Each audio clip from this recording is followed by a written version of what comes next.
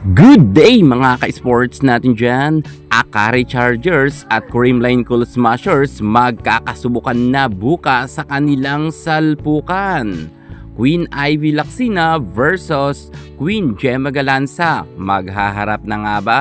Pero nang unang laban nga ng Akari ay wala nga itong si Queen Ivy Lacsina. Pero ngayon, magkakaroon na ba muli sila ng harapan? Dahil bukas nga ay magkakasubukan na kung sino talaga ang mas magaling sa dalawang team na ito. Well, palaban naman ngayon ang Akari Chargers at halos karamihan ngayon ng mga players sa Akari ay medyo pumapalag na pagdating nga sa Creamline Cool Smashers. Matatandaan nga natin na talagang nakipagbardagulan naman ang kupunan nga nila Ivy Lacsina, lalo na nga si Gretchen Sultones at itong si Ellis Soyod. Pero ngayon conference, pumalag kaya uli sila sa Creamline Cool Smashers. Mabangis rin ang Creamline at kung tutuusin ay hindi nga sila basta-bastang team at sila nga ang defending champion. First game nga bukas ng Creamline Cool Smashers, aasahan talaga natin na maganda ang magiging laban ng dalawang team na ito. Maraming beses na nagharap ang Creamline at ang Akari. Ngayon kaya makabawi kaya ang Akari sa Creamline? Alamin ang buong detalye, pero bago lahat, kung bago ka sa aking channel, subscribe na, click ang ating notification bell para lagi kang updated sa lahat ng issues sa volleyball. Susunod na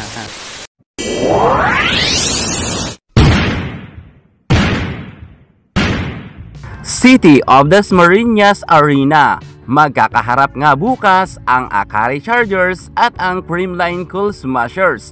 6:30 yan ng gabi.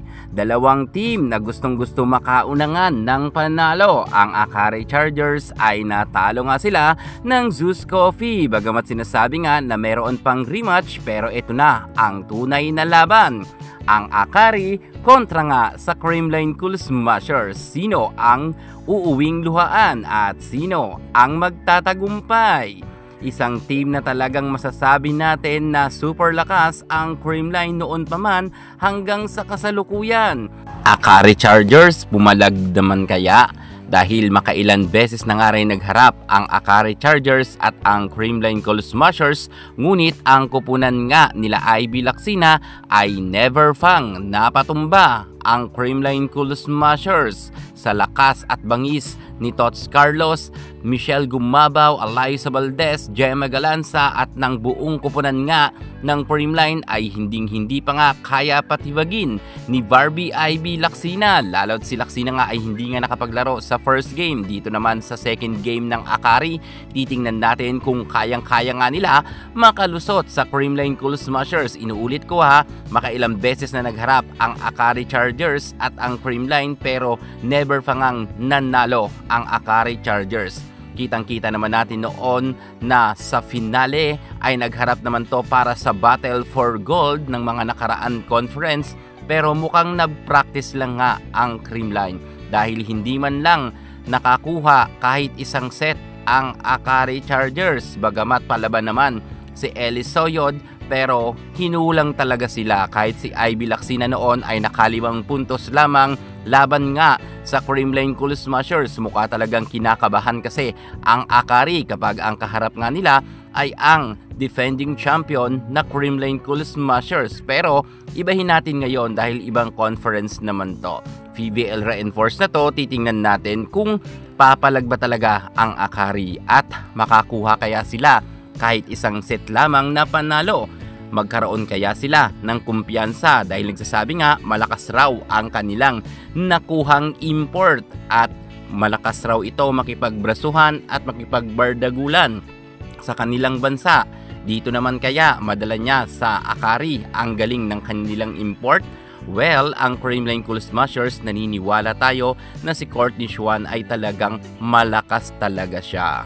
Dahil nga sa kanilang bansa sa US ay talagang namamayagpag ang kanyang karera at dito susubukin nga ng Creamline na madepensahan nila ang kanilang corona. Pagdating nga dito sa prelims, kinakailangan talaga na unahan sa pagkaroon ng pagkapanalo. Macha-challenge ng husto ang Akari Chargers dahil hindi basta-basta ang kanilang team na makakaharap ang Creamline. Well, eto na nga mga ka-sports natin dyan. Maraming mga nagtatanong sa akin kung sino ba daw ang bet ko na manalo sa dalawang ito at ano ba daw ang aking prediction. Well, ang masasabi ko dito, hindi pa ipinanganak sa Akari Chargers ang players nila na tatalo nga sa Creamline Cool Smashers.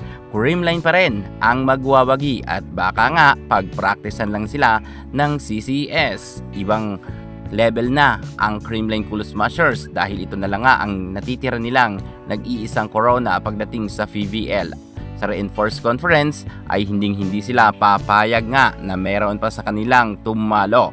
Tatrabahuhin talaga to ng Creamline Cool Smashers at naniniwala ako 100% na ang CCS nga ang magwawagi. Sorry nga kay Celine Domingo at kay Ivy Lacsina at kay Ellie Soyod. Hindi pa sila uubra kila Alyssa Valdez at Gemma Galansas. Sa buong kupunan nga ng CCS ay talagang mas mabangis at mas malakas pa rin sila kontra nga sa Akari. Yan ay aking prediction. Yan muna pinaka-latest natin sa mundo ng volleyball. Thank you so much. God bless.